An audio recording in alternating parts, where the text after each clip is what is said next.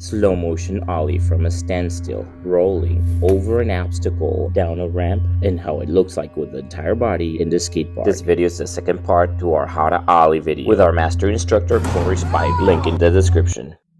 Challenge 1. Can you tell where the moment 1, 2, and 3 occur in the following clip?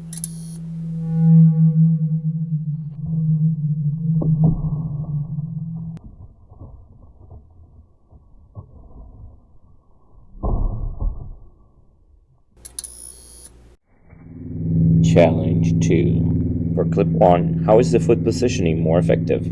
For clip 2, when does the front foot level the board?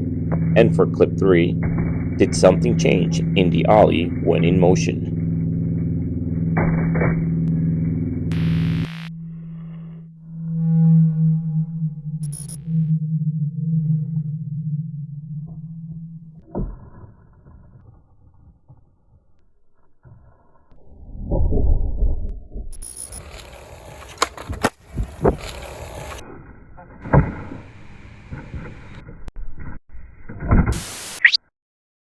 Challenge 3.